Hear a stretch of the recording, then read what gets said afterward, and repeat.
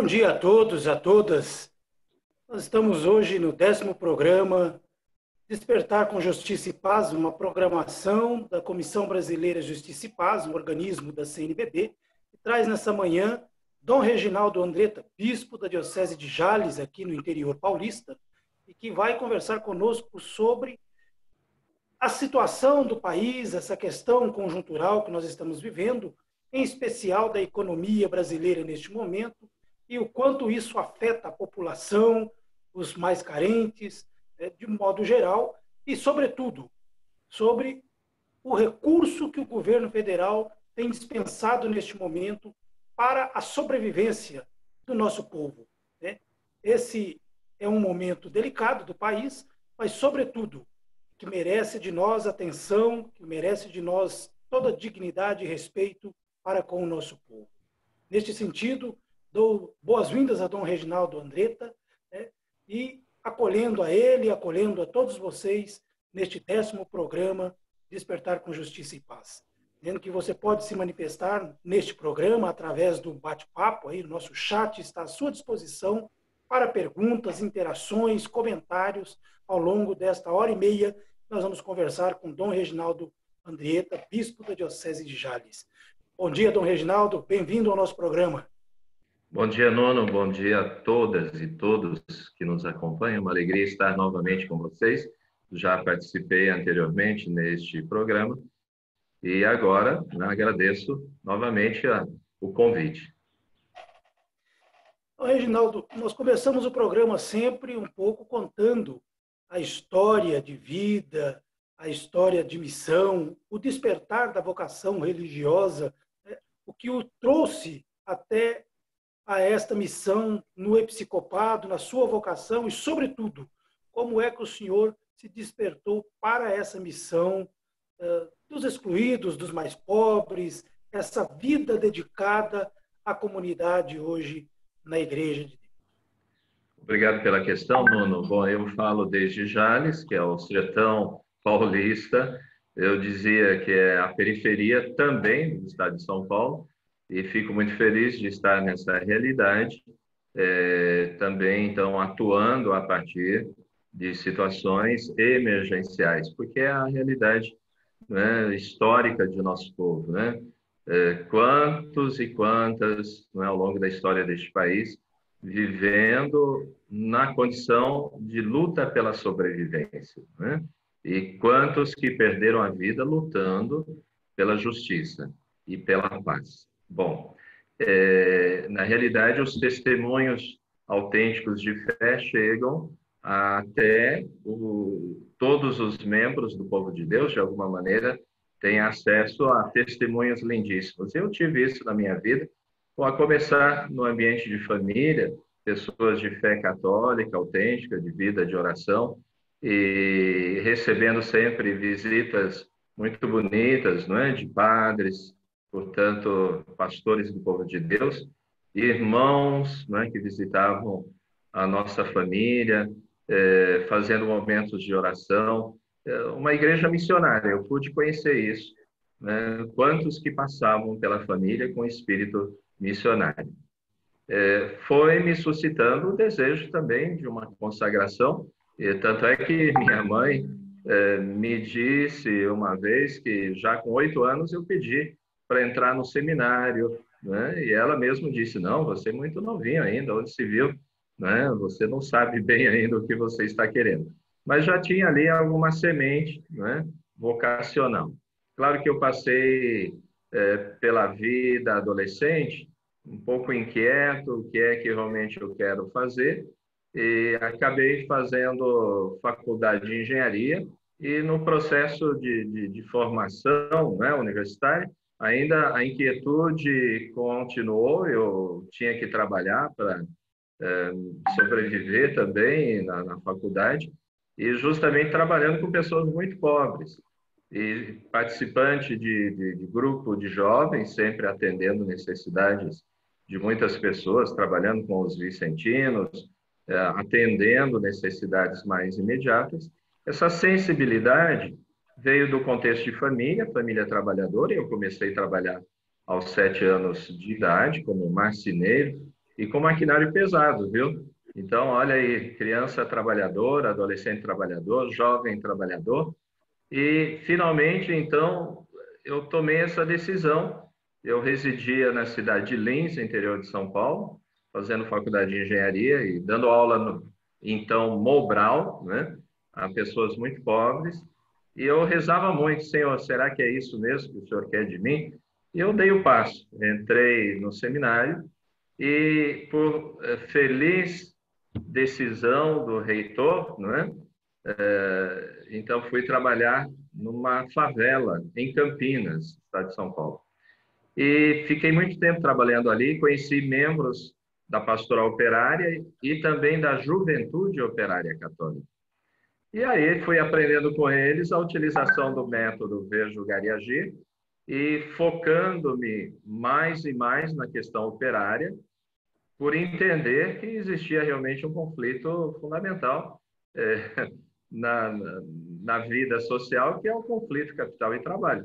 E a necessidade, então, de fazer uma opção pastoral muito clara nesse sentido, de formação de lideranças do mundo do trabalho e, portanto, a organização da classe trabalhadora em função de um projeto societário, evidentemente, né?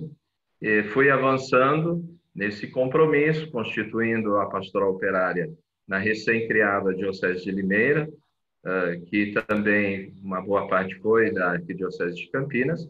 Então, trabalhei 2 anos ali, constituindo a Juventude Operária Católica também na nova diocese, assessor estadual da Juventude Operária Católica, assessor nacional, nomeado por Dom Luciano, viu? Tenho carta dele, quando então ele era secretário-geral, né, da CNBB. E pude conviver com ele, né? Que alegria, com tantos outros como eu disse, não, testemunhas da fé, ícones, né, de um testemunho comprometido com os pobres. Bom, sendo assessor nacional da Juventude Operária Católica, já padre, então percorri esse país trabalhando em muitas regiões, sempre o nível de base, as equipes de base, a iniciação, fazendo sempre um trabalho muito pedagógico de formação de novas lideranças, né? Depois contribuindo com a reorganização da Juventude Operária Católica na Argentina, porque havia sido quase dizimada, não é, pela ditadura militar, e a coordenação internacional da JOC me solicitou, então, a assessoria continental. Até hoje, né, a JOC é organizada por continentes, mas no nosso caso aqui é continente americano. É América do Sul, América Central, Caribe e América do Norte, né? Com sede, na época em que comecei, em 1990, comecei como assessor continental na Colômbia, mas devido à situação de violência, nós passávamos experiências interessantes, viu? Saindo do Secretariado Continental, uma região muito pobre, constantemente éramos encostados na parede pelos militares com fuzis, fazendo perguntas, o que nós estávamos fazendo ali. E então vivi experiências assim em outros países também muito interessantes, né? De conhecer por dentro a realidade dura, social, mas também a realidade repressora, né? E nós transferimos então o Secretariado Continental para Quito, Equador, onde então tivemos, não é, todo um trabalho de equipe desde ali no continente todo. Eu trabalhei muito naquele período no Haiti, na República Dominicana, América Central, Estados Unidos e o Canadá francês, Quebec. Voltei à diocese, assumi responsabilidades de coordenação na preparação de candidatos ao seminário e, ao mesmo tempo, trabalhando em 2 paróquias e com a Juventude Operária Católica. E, de novo, foi me solicitado um desafio que eu havia contribuído já, de constituir uma equipe do que nós chamávamos e continuamos chamando extensionistas da Juventude Operária Católica nos Estados Unidos. Recuperar esse trabalho que existiu e foi muito extenso nos Estados Unidos, e eu ajudei a reorganizar esse trabalho e fui residir lá, me integrei à equipe durante 3 anos, do ano 1997 a 2000, e a coordenação internacional em Assembleia Mundial também, Então, me solicitou a assessoria mundial da Juventude Operária Católica Internacional. Bom, fui escolhido, eleito, e residindo na Bélgica, em Bruxelas, onde tem um secretariado internacional desde sempre, desde a fundação da Juventude Operária Católica, e que foi na Bélgica, né, em 1912, e ajudando a coordenar a Juventude Operária Católica no mundo todo. Então, eu assessorei como assessor mundial, né, a JOC durante 6 anos, e trabalhando sobretudo com o continente africano, mas em todos os continentes, finalmente, né? Mas eu estive muito próximo na base, né, visitando, ficando, acompanhando ações de base, de formação militante, integração desse trabalho em cada país, mas em distintas regiões do continente, em todo o continente, olha, desde o Egito até a África do Sul. Me dediquei muito a esse trabalho na África do Sul, em Gana e na Costa do Marfim, né? Enfim, em vários países aí da África. Isso me marcou muito numa pedagogia, né? Pedagogia da formação militante pelo método Vejo Gari Agir.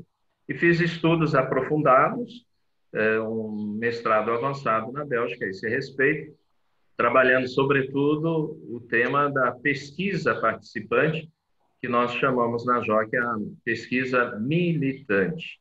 Então, foi um tempo muito interessante para construir um projeto de formação de militantes do mundo do trabalho, de modo especial Juventude Trabalhadora no Brasil, regressando ao Brasil em 2009, além de ser pároco em Americana, na paróquia São Judas Tadeu, eu assumi a direção de um centro de capacitação profissional para adolescentes, 700 crianças e adolescentes se formando profissionalmente. Ao longo, então, de 6 anos e meio, estive dirigindo este centro, que continua.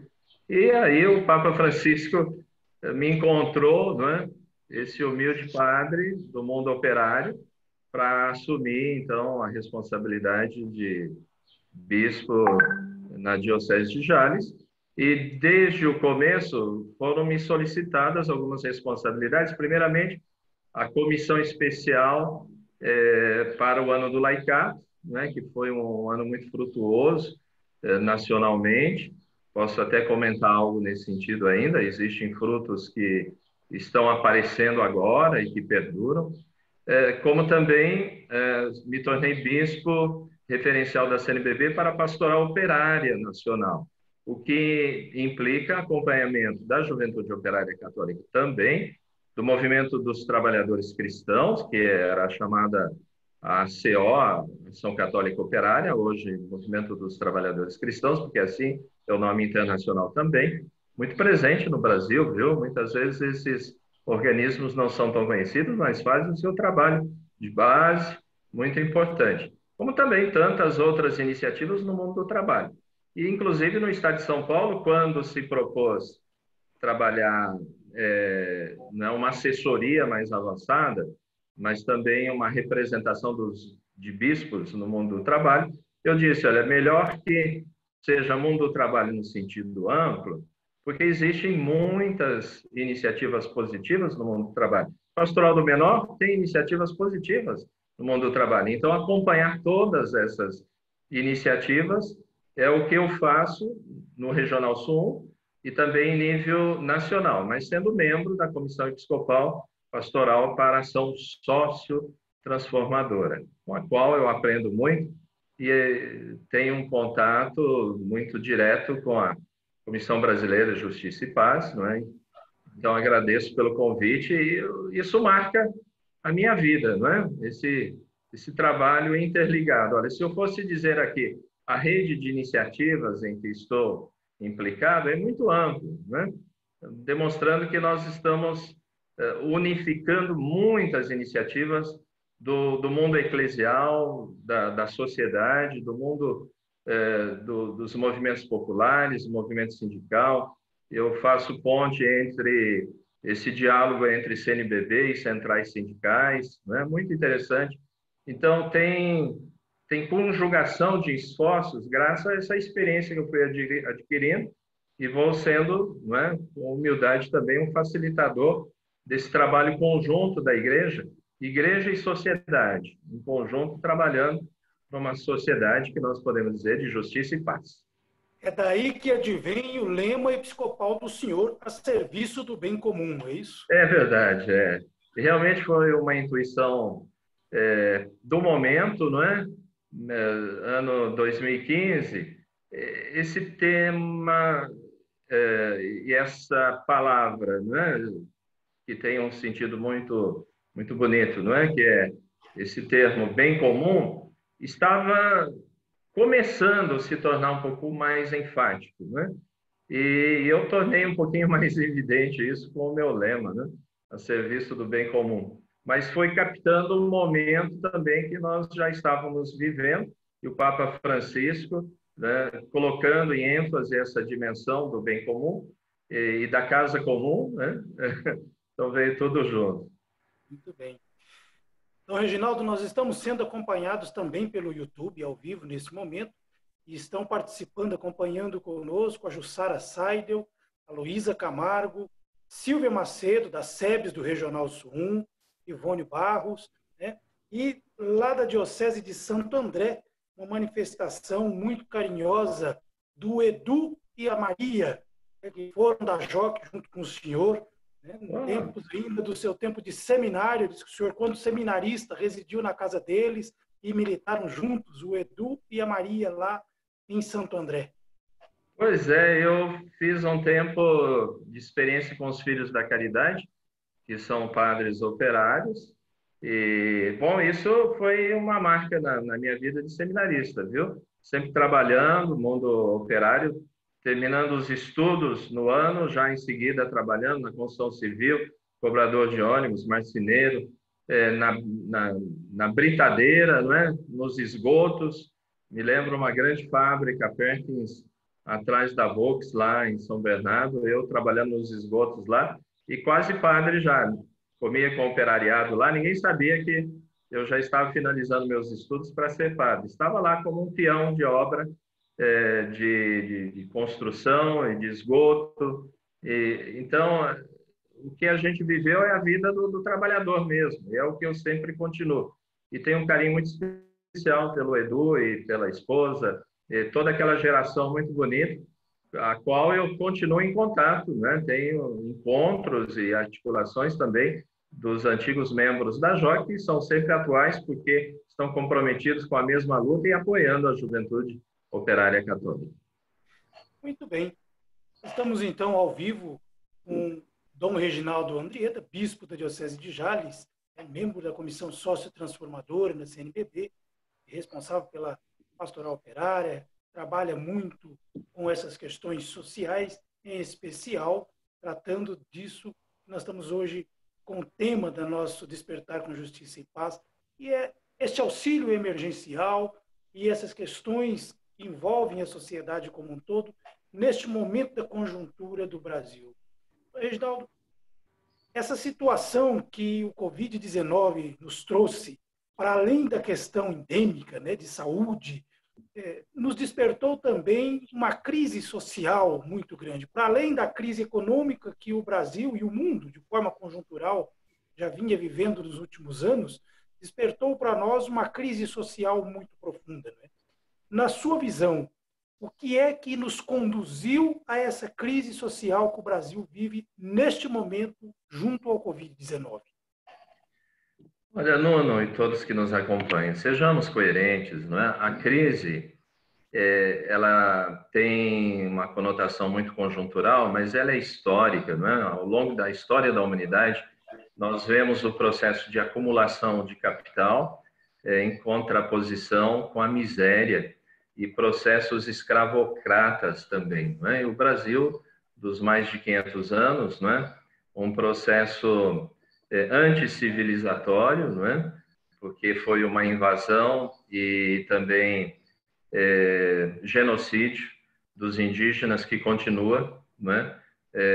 Isso significa que a crise ela é muito mais profunda e muito mais ainda quando durante centenas de anos, né, de mais de 3 séculos. Olha que é tempo, hein? Um sistema escravocrata no Brasil, cujas consequências nós estamos vendo até hoje. Então, se nós colocamos ênfase na dimensão de crise somente na conjuntura, estaríamos negligenciando uma análise mais profunda de questões históricas e estruturais, né? Então, isso nós temos que fazer muita atenção. O Brasil não viveu rupturas significativas de sistema, ou então rupturas sistêmicas.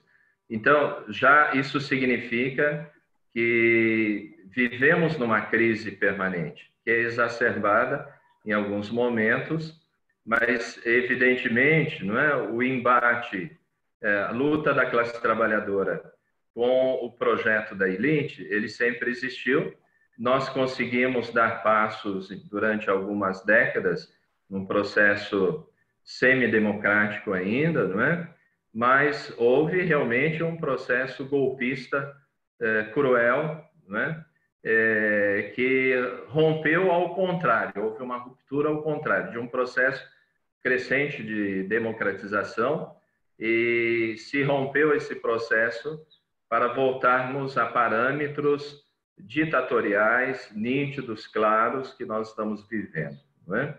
Bom, tomemos em consideração que democracia é muito mais do que o voto, e logo antes já mesmo, né, da posse deste novo presidente, que já não é tão novo mais, né? Na realidade, já havia sido desestruturado muito do que se havia conquistado em termos de processo democrático nesse país, mas se notou assim de imediato, dia seguinte da eleição, então um desmonte de tudo, né, na realidade.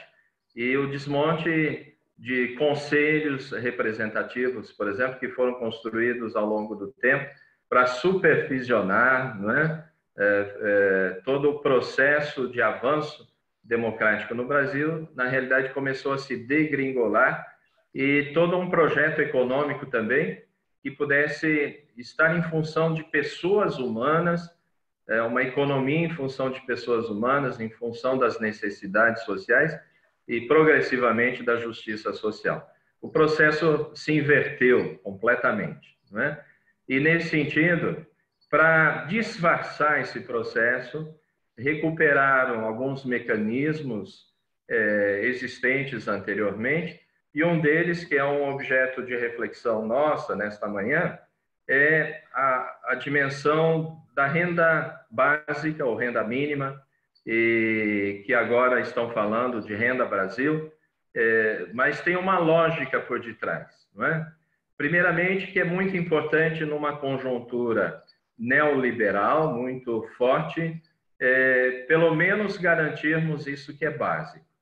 E isso não está na lógica não neoliberal. Acabam tendo que aceitar justamente para se conservarem no poder. Essa é a questão de fundo, porque são medidas paliativas, na realidade é a migalha que cai, não é, da mesa do rico, um país potente economicamente e que não é capaz de garantir quase que a sobrevivência do seu povo, então se torna obrigado a entrar mais e mais na lógica da renda mínima, eu diria, nem é básica, não é o mínimo do mínimo, mas como uma medida até mesmo demagógica, né? Se antes era em função de fazer um progresso para atender necessidades de quem está vivendo na miséria, agora, evidentemente, é uma lógica demagógica, no sentido de sustentabilidade de um poder que eu diria não é tão legítimo como aparece, né? Porque está sendo colocado em questão com processos até de anulação da eleição existente, né? São muitos processos, muitas solicitações de impeachment e com fundamentos, né, muito sólidos. E, nesse sentido, não tem tanta legitimidade quanto parece, mas quer ganhar uma certa sustentabilidade com esse projeto ainda de renda mínima. De qualquer maneira, nós estabelecemos nosso processo de luta a partir do mínimo mesmo, né, mas não crescendo. Então, eu gostaria depois de aprofundar um pouquinho essa lógica de uma renda básica como uma política de Estado permanente, né? Mas eu já gostaria de pontuar isso, porque não podemos entrar neste tema de maneira muito ingênua, né?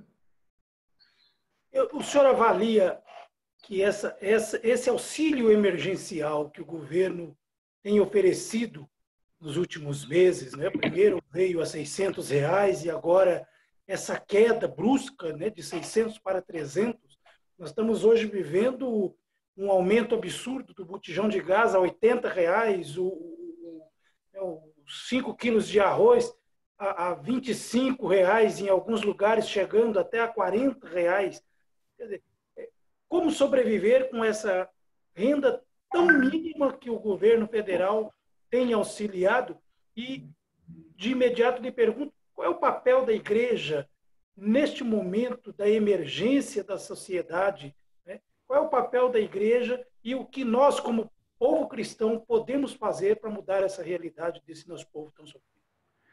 Olha, em primeiro lugar, reconhecer que se existe essa ajuda emergencial, não é necessariamente por causa do Executivo Federal. Tendo uma pressão da sociedade e querendo adotar alguma medida demagógica, ele estava predisposto a R$ 200. E houve, então, uma decisão, não é, no Legislativo Federal de que deveria ser 500 e ele agregou 100, então, que já tinha condições, de alguma maneira, de ser algo mais, mas limitou bastante no tempo, por 3 meses, depois mais 2 meses, e agora, sabendo da pressão da sociedade para uma política de renda básica permanente, ele definiu até dezembro, por R$ 300. Não é um valor muito baixo para manter quem vive em condições muito precárias. Na realidade, existe uma lógica de fundo que é o que se produz na sociedade não pode ser um produto individualizado, né? E o critério é assim, você vai viver com o fruto do seu trabalho se você tiver trabalho. Não, nós temos que entender que existe o trabalho, ainda que parcial da população, mas que produz bens para a sociedade toda. E isso está comprovado, né, justamente porque as empresas existem e acumulam recursos e investem também, não é, na lógica financeira, e nesse sentido existe uma acumulação de capital na sociedade como um todo. E o que existe na sociedade é de todos. Essa lógica de um se apropriar do que é o fruto do trabalho do outro não é um princípio cristão. Então, tudo que se produz, na realidade, de todos, e tem que ser partilhado entre todos. Agora, é um direito de todos e uma responsabilidade de todos. Nesse sentido, o trabalho é um direito e é uma responsabilidade. Então, vamos garantir o trabalho a todos e todas que têm condições de trabalhar, né, segundo as suas condições específicas, evidentemente, mas o fruto do trabalho tem que ser para todos também. Esse é um princípio básico da doutrina social da Igreja, né? É a primazia do bem comum, o bem universal sobre o bem particular. Então, é doutrina social da Igreja. E também a primazia do trabalho sobre o capital. Então, em base a esses princípios fundamentados na dignidade de todas as pessoas humanas, é que nós temos que conceber que o produto econômico da sociedade toda, ele deve ser partilhado entre todos, e não concentrado, né, e até sustentado juridicamente e politicamente nesse sentido. E, com base a isso, é necessário, não é, considerar que deva existir uma renda básica para todos os seres humanos, mas também uma responsabilidade ao trabalho de todos. Não é porque se teria uma renda básica é que viveria somente com essa renda básica sem a responsabilidade do trabalho. Se trata de valorizar, inclusive, a contribuição de todos.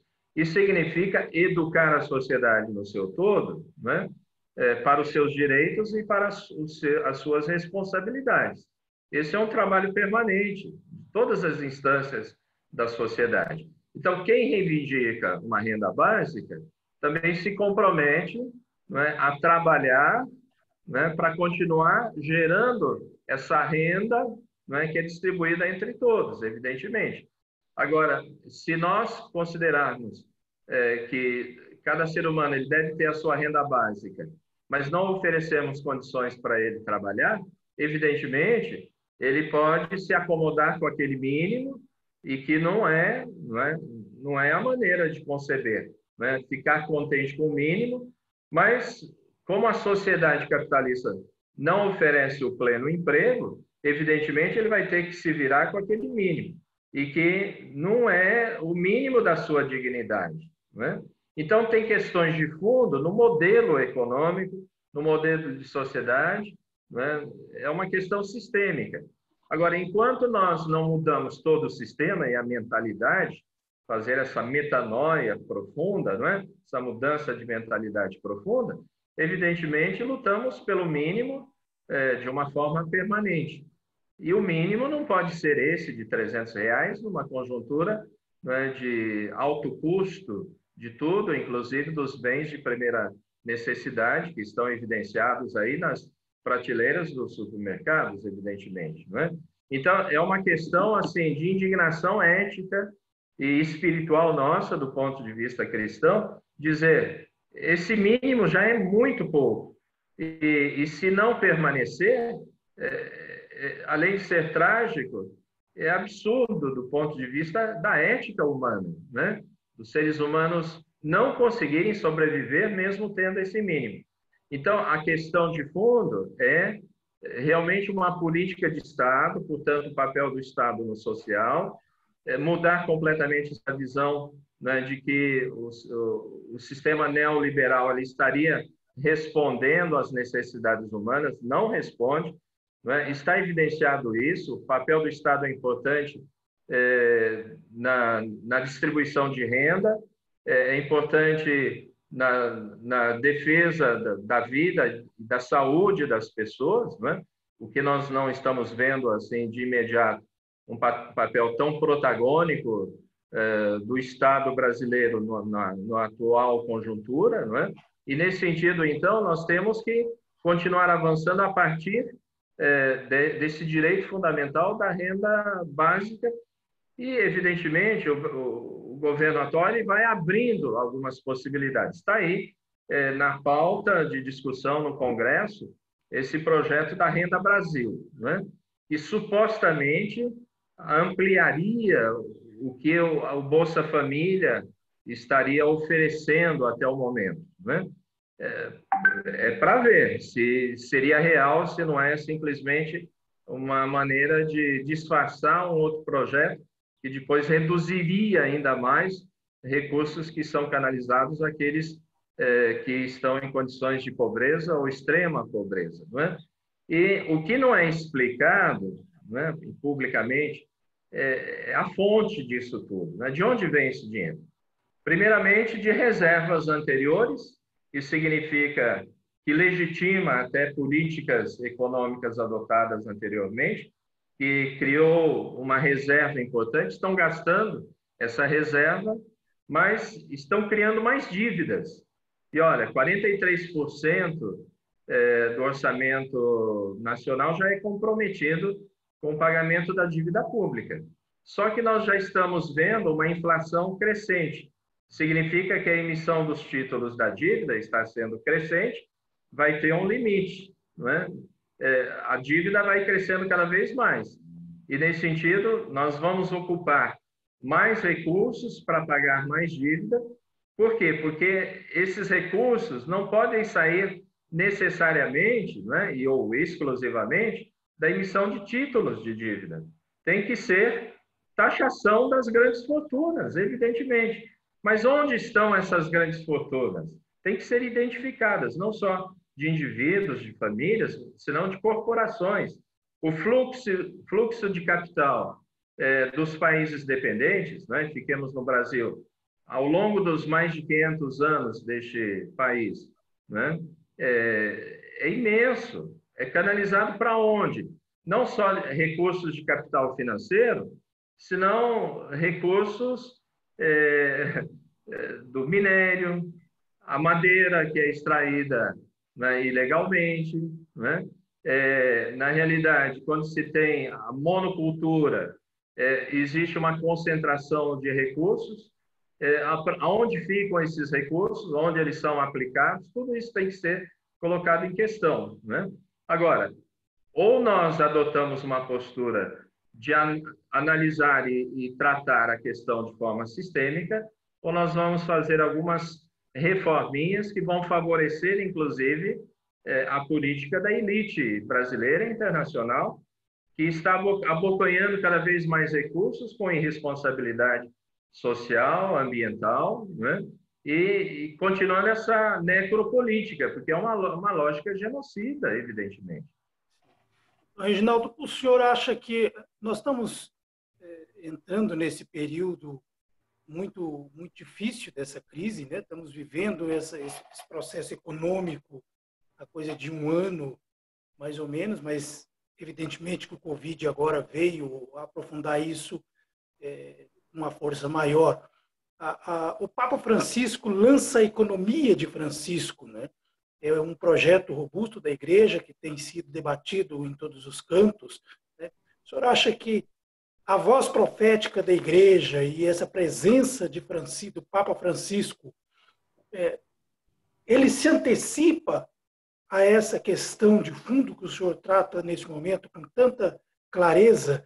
A Economia de Francisco, ela vem ser uma luz nesse túnel que a gente não sabe nem qual é a largura dele ainda, né? Quanto tempo vai durar tudo isso? A Economia de Francisco, ela vem se antecipar um pouco a tudo isso que nós estamos vivendo hoje como uma saída? Olha, ela antecipa, mas também já é o ápice de uma construção de um pensamento social, muito mais do que uma doutrina social, né?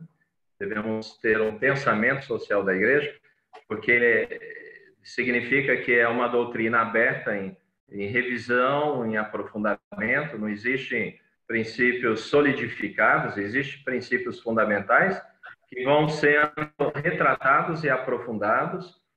Tanto é que a dimensão ambientalista, não é? A dimensão ecológica de uma ecologia integral, ela emergiu nos últimos tempos e Francisco, então, deu mais sistematicidade a ela. Então, existe uma evolução no pensamento social da Igreja e, nesse sentido, ajudar os católicos a perceber isso.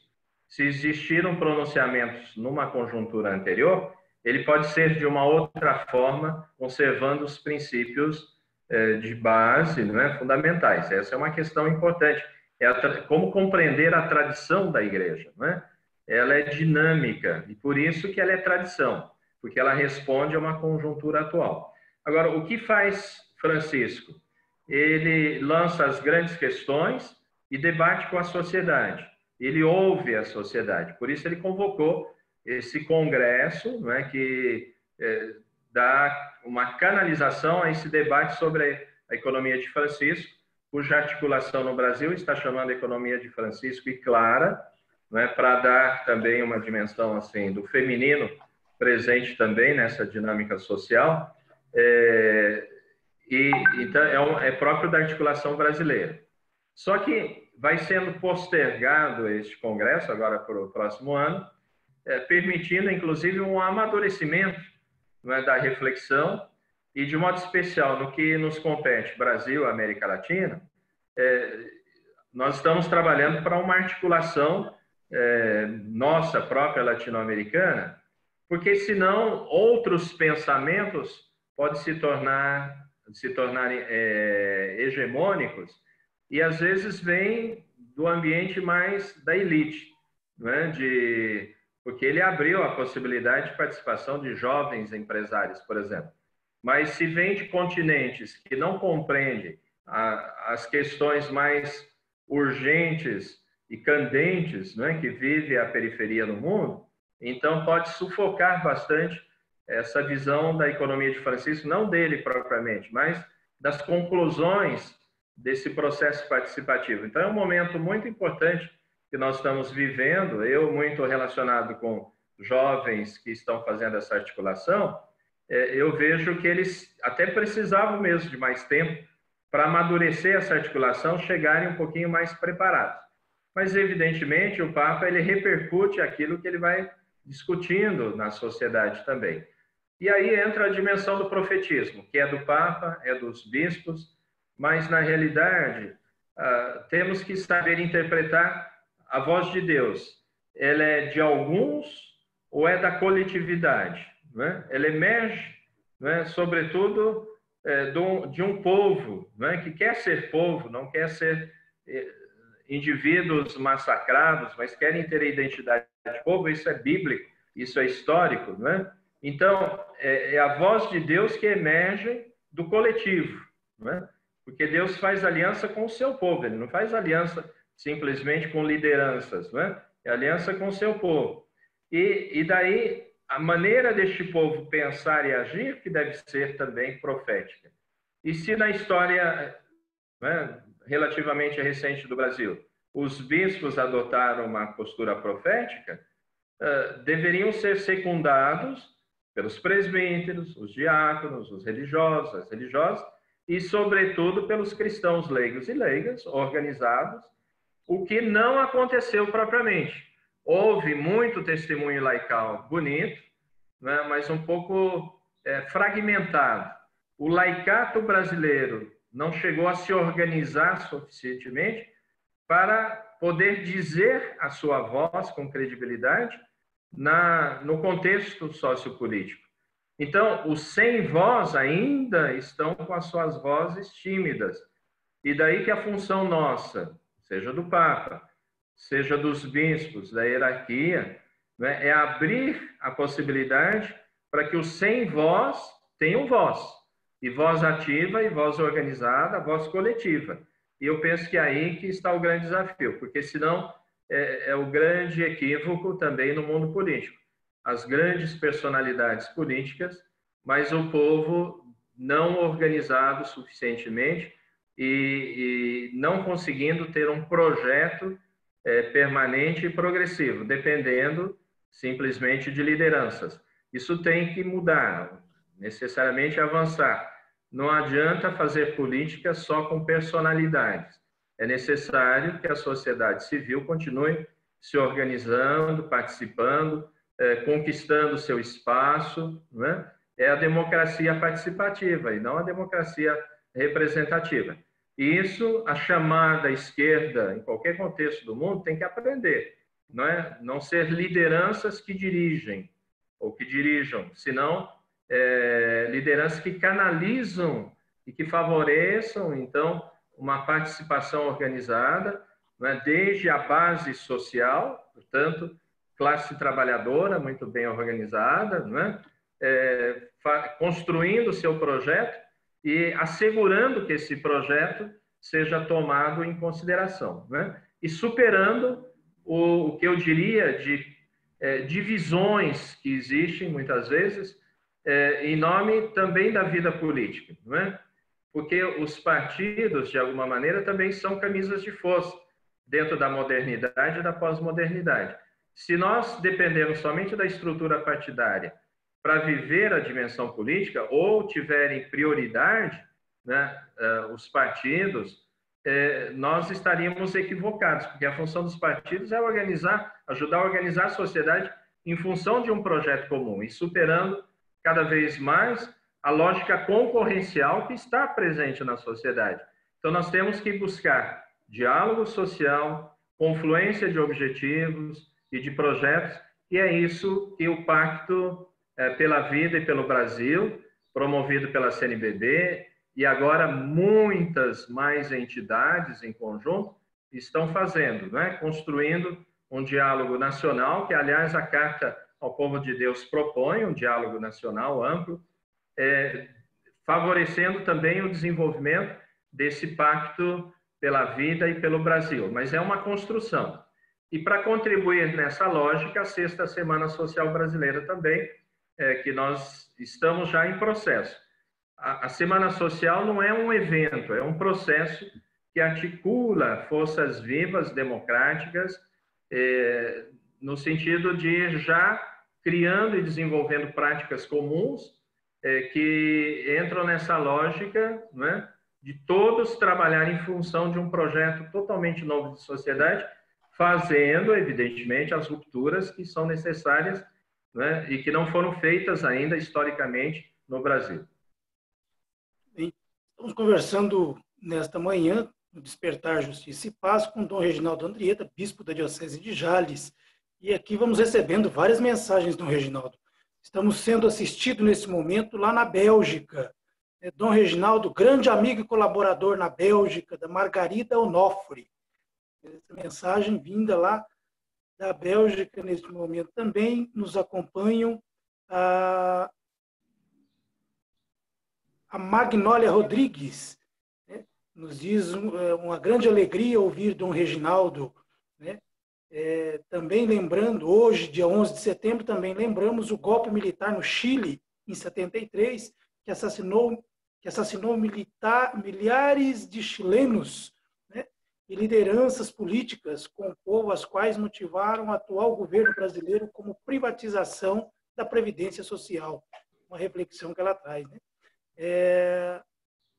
Dom Reginaldo, a questão, o senhor falou há pouco, né, sobre a questão do laicato, né, esse chamamento que o senhor faz ao laicato para um despertar para a política, e não só a política partidária, né, porque a política é um serviço, é um instrumento, né, e na sua fala recente agora, o senhor mandou um recado forte aí aos partidos políticos em especial, né? Nós estamos em pleno ano eleitoral, e um ano eleitoral em que os políticos ou os candidatos ao exercício da política partidária se aproximam mais das bases, que são os vereadores, né? E a igreja sempre teve um papel, em especial no movimento Fé e Política, nas pastorais de Fé e Política, de formar e despertar a consciência dessas pessoas para esse exercício da cidadania, né?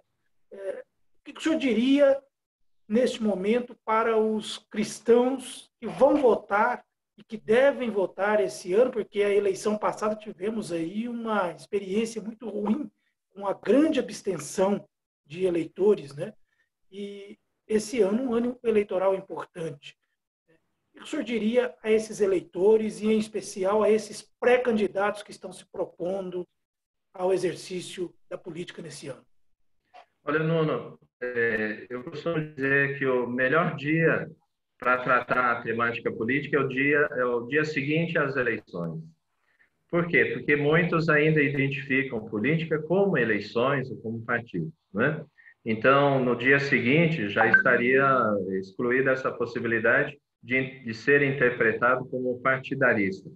Então, é simbólico isso, para dizer que tudo tem a sua dimensão política na vida, né? Qualquer palavra, gesto nosso, ele tem uma dimensão política.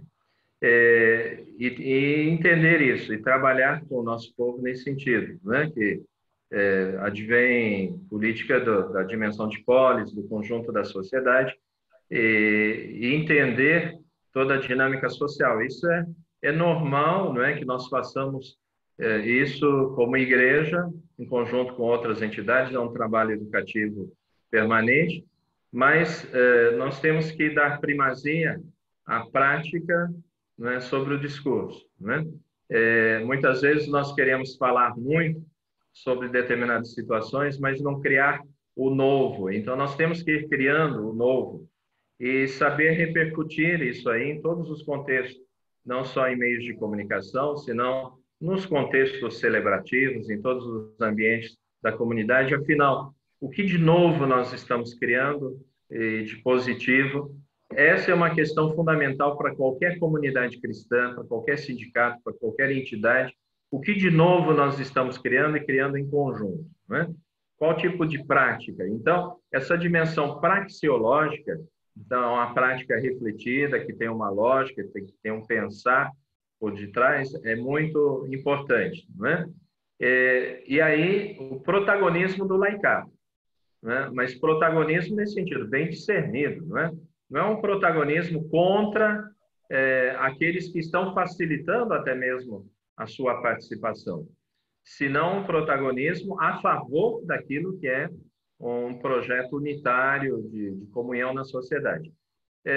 Quando se fala em protagonismo laical, muitos entendem que agora tem a chance de detonar, muitas vezes, como utilizamos o termo popularmente, estruturas até mesmo da igreja, que estão a serviço desse processo, que favorece a participação laical e em função de um projeto, né, em prol da coletividade.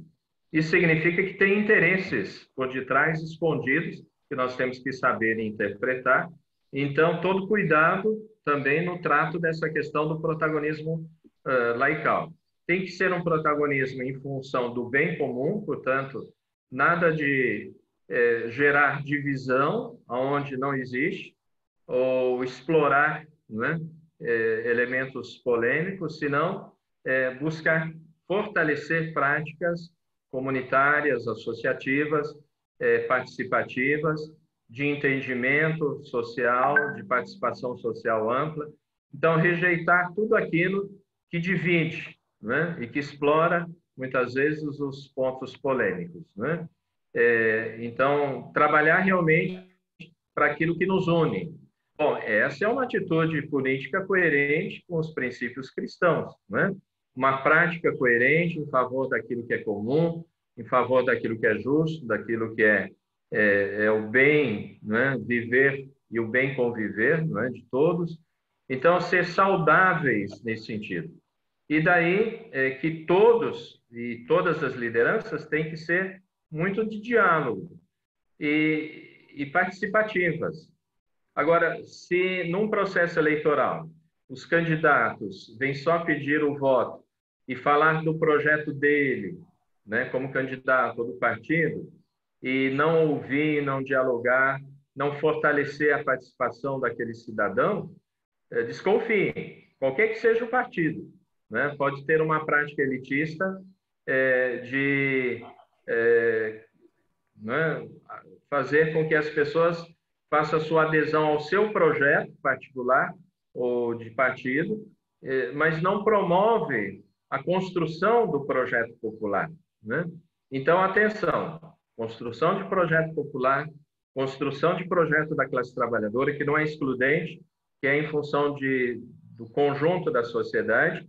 Afinal, todos devem ser trabalhadores e trabalhadoras, não é? Assumir a sua responsabilidade nesse sentido, com funções diferentes, né? Evidentemente. Isso significa montar também projetos econômicos diferentes, empresas com outros critérios diferentes, não capitalistas, senão de partilha do fruto do trabalho. Enfim, a política está em tudo, até na forma de organizar, não é, uma empresa, se ela tem uma finalidade social ou uma finalidade particular, né? E a doutrina social da igreja é clara nesse sentido. Tudo tem que ter a sua finalidade social. Uma empresa que não tem a finalidade social e, portanto, que não se engaja num processo educativo, de colaborar com a reconstrução da vida ambiental já tão degradada, né? Não é uma empresa cristã, né? Com princípios cristãos. Então, temos que colocar em questão os princípios, não as pessoas. Respeitar as pessoas, sejam qualquer que seja a sua condição social ou a sua vida política, vamos respeitar, porque queremos respeito também. Mas, atenção, nós temos que construir um projeto em favor da coletividade. Isso é política. Agora, os cristãos leigos e leigas estão se engajando nesse sentido? Ou não se engajando, ou se engajando até contrariamente a isso, desfavorecendo esse tipo de prática, não é? Aí não podemos aceitar. E daí a dimensão de valorização de todos que têm boa vontade de trabalhar em função do bem comum, seja de uma igreja ou de outra, não é? Todos que se engajam em favor do bem comum estão na lógica de Jesus Cristo. e, portanto, não é, do Deus encarnado na nossa história, construindo o novo.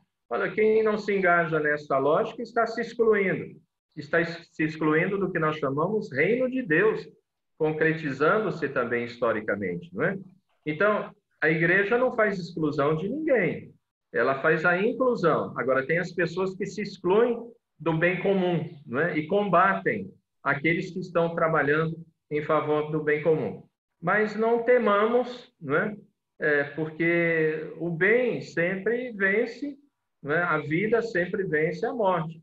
Então, continuemos com paz em favor, não é, da justiça. Muito bem. Olha aí, bonito isso, Dom Reginaldo. Nós já vimos padres, prefeitos e deputados, vimos alguns, vários aí pelo Brasil, mas nunca vimos um bispo presidente da República. Será que isso será possível um dia isso? O senhor apresenta para nós aí quase um plano de governo. Olha, a doutrina social católica, e até mesmo o direito canônico, ela abre possibilidades para um clérigo participar da vida política nesses termos, como uma atitude supletiva. Supletiva. Se em algum momento se justificar, porque não tem outra possibilidade. E não é o nosso caso no Brasil, evidentemente. Nós temos, né, muita gente boa que pode assumir, não é, uma responsabilidade de presidência na República, e não vem o caso de um bispo, de um clérigo, de um padre exercer essa função. Eles têm uma vocação específica a ser vivida, por isso optaram pelo ministério ordenado, então não vem ao caso, não é? Mas em última instância eu digo, não seria proibido, né? Existe uma proibição no direito canônico por considerar que existe um laicato, sim, com condição de assumir essa responsabilidade. Agora, cada vez mais é uma responsabilidade coletiva. Evitemos colocar toda a esperança em indivíduos, né, em projetos coletivos, esse sim. E daí, evidentemente, o presidencialismo ele tem que ser colocado em questão. Não no sentido de mudar totalmente, mas ser muito mais equilibrado. Não é? Nós estamos vendo um desequilíbrio nesse sentido, de quem assume responsabilidade na presidência, e olha, em todas as instâncias, né? Muitas vezes assumindo de uma maneira autocrática, pensando que sendo presidente da República é presidente de todos os brasileiros. Não, é presidente do Estado brasileiro, do Estado.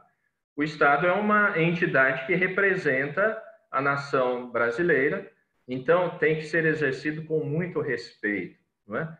O que nós não estamos vendo na realidade, não é? Falta de respeito, até mesmo de entendimento do que significa ser presidente do Estado brasileiro. Confunde-se achando que é o Todo-Poderoso. Isso, do ponto de vista teológico, é idolatria. É o pecado fundamental que existe. Substituir Deus, muitas vezes usando o nome de Deus. Muito bem. Olha, registrando aqui a presença e a participação nesse momento também da Maria das Graças do Nascimento, né? A sua experiência de trabalho, vida e compromisso, Dom Andrieta, é pérola neste momento do país. Então, estamos caminhando para o encerramento do nosso programa, Dom Reginaldo. E gostaria que, neste finalzinho, nesses minutos finais das suas considerações, o senhor pudesse trazer para nós, destacar para nós, dentro da Carta ao Povo de Deus, qual daquele conteúdo todo, né, aqueles vários parágrafos de esperança, né, e profetismo para nós, povo cristão, uma carta que foi um bálsamo, né, num momento tão difícil da sociedade. Qual é o trecho dessa carta que o senhor destacaria como mais forte, como mais profunda para a nossa reflexão nesta sexta-feira, nesse dia que estamos vivendo aqui, o nosso programa Despertar e Justiça, nesse momento tão delicado da sociedade brasileira, né? De tantas perdas, de tantas angústias, tantas pessoas ainda necessitando de sobreviver. E aí a Carta ao Povo de Deus surge como esse grande bálsamo para nós e para a nossa fé. Olha, eu utilizaria dois critérios, é o critério profético, né, de denúncia e de anúncio. O primeiro, em termos de denúncia, é de fazer menção a uma alocução do Papa Francisco dizendo que estamos numa economia que mata. Então, não é exclusiva da Carta ao Povo de Deus. É da análise de conjuntura da própria CNBB, do mês de junho, fazendo referência a essa economia que mata, que é uma alocução do Papa Francisco, não é? Fazendo uma análise do tipo de modelo econômico ao qual nós estamos submetidos. Revelando, então, que estamos sob uma lógica trágica, de tragédia. Agora, do ponto de vista cristão, a tragédia não existe, porque o Cristo venceu a morte, não é? E Deus Pai o ressuscitou. Então, se o próprio Deus que vence a morte nos dá a garantia da vida, por que nós vamos dizer que tudo está terminando em tragédia, não é? Tem o lado trágico, porque são muitas mortes que podiam ter sido evitadas e que poderão ainda ser evitadas, não é? Então, é um alerta dizendo, mudemos de rumo, né? Atendamos ao clamor, não é, do nosso povo de ser defendido, que não está sendo defendido. Não vamos entrar em detalhes aqui de fatos, dados, mas são alarmantes mesmo, e continuam sendo alarmantes, e tentam suavizar, né, achando que nós já estamos em condição melhor no Brasil atual. Não é o caso. Nós temos que estar muito atentos e exigindo mesmo um cuidado muito atencioso em termos de políticas públicas, sobretudo para o SUS, né, de ter condições, mas toda a lógica da vigilância sanitária, a educação, né, para a convivência, né, evitando-se mais e mais ainda os riscos que nós estamos tendo, né? Então, estamos num momento de exigir, sim, esse cuidado com a vida, mas é uma mudança de lógica completa que mexe com a economia também, uma economia que gere vida, não é uma economia que mata. E para sairmos pouco a pouco disso, eu digo pouco a pouco, que é um longo processo, um processo permanente, é o diálogo, não é? Então, abrir o diálogo, que é o que não está ocorrendo, né? Os clamores não estão sendo ouvidos por aqueles que têm mais responsabilidade na sociedade, seja detentores de poderes econômicos, né, empresariais, sejam aqueles que estão com responsabilidades no Estado brasileiro em distintas instâncias, né? Eles não estão ouvindo, né? Estão obsessionados por seus projetos individualistas, egoístas, parcimoniosos, né? E nesse sentido, então, a igreja no Brasil está muito correta, propondo o diálogo social, o diálogo nacional, unificando iniciativas, entidades, né, para que nós possamos colaborar na superação deste momento. Agora, os frutos vão aparecer, viu? É a teoria do pêndulo. Se o pêndulo do relógio foi para um determinado lado, né, que significa massacre, genocídio, necropolítica, né, com a força da organização popular, das forças democráticas, nós vamos levá-lo ao outro lado, né? Mas são as forças do diálogo social. Eu não estou simplesmente aqui reduzindo a questão entre direita e esquerda. Estou dizendo da importância da unidade de ações em favor de um projeto comum do bem viver e do bem conviver.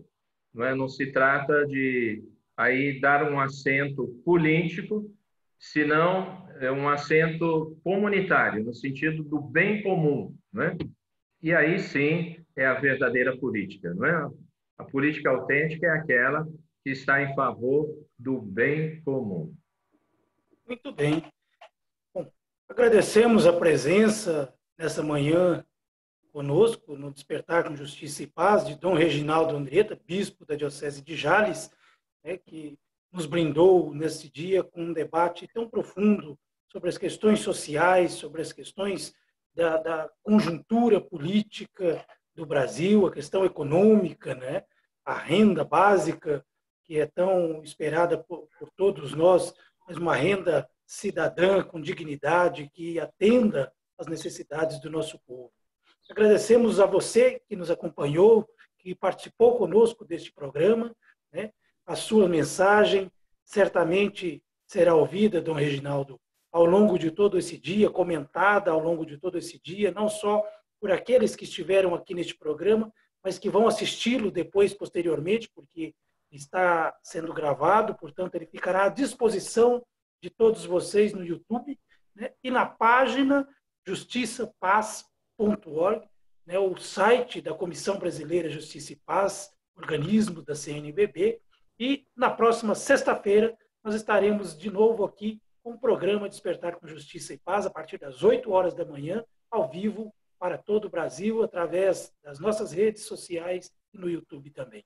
Então, Reginaldo, muito obrigado e desejamos ao senhor muita paz, muito sucesso no seu governo pastoral na Diocese de Jales e a sua missão profética, que é tão importante para todos nós, em especial os leigos cristãos. Um abraço a você, Nuno, e a todos que nos acompanham, de modo especial também, amigos e amigas de sempre se manifestaram. Deus os abençoe. Amém. Um bom dia a todos. Até a próxima semana.